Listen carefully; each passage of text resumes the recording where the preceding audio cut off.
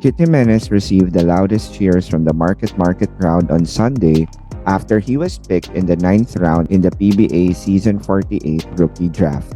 The 26-year-old Jimenez was the fourth to the last player selected in the draft, but he was grateful nonetheless that he was picked and by no less than the most successful team in the league in San Miguel.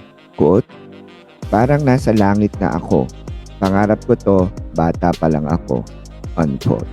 The online sensation and former Mavs phenomenal player said he entered the draft without big expectations, saying he applied for the draft first and foremost to be an inspiration to others with similar dreams. According to Kit, quote, "For me, naka-mindset naman ako na makuha man o hindi, at least nagawa ko yung goal ko as a player kung saan mararating yung kakayahan ko bilang basketball player," unquote. Kit Jimenez also added, quote, "Kaya ako naglalaro kasi gusto ko makapagbigay ng inspirasyon sa kabataan at sa naghahangad na makaabot ng mataas na liga.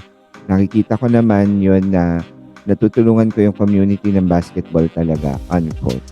Jimenez, who prior to being drafted also gained the distinction as the only player in the MPBL to notch a quadruple double, said he had to hold back tears upon hearing his name called on draft day by the Beermen. According to Kit, quote, "Hindi ko in-expect na kukunin ako. Mapipik ako ng San Miguel. Kanina naiiyak na lang ako na natawag pa yung pangalan ko kahit bandang huli na. Will ni Lord yon kaya nagpapasalamat ako kay Lord," unquote.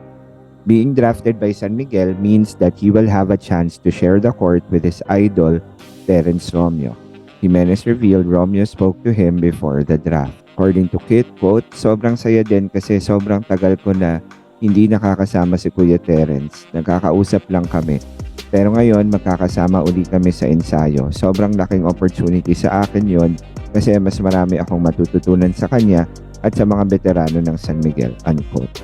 Jimenez was also thankful for the cheers he received from the fans. According to Kit, quote, "Hindi ko in-expect na yung pinakamataas na liga, yung PBA, nandyan pa rin yung mga tao na sumusuporta sa akin na ma-pick man ako o hindi. Andun pa rin yung suporta na binibigay nila sa akin," unquote. Indeed, Kit Jimenez is just overjoyed over his SMB opportunity. This news on Kit Jimenez came from the article from spin.ph written by Sir Ruben Terrado entitled "PBA Draft Drop Can't Dampen Kit Jimenez Joy Over SMB Opportunity."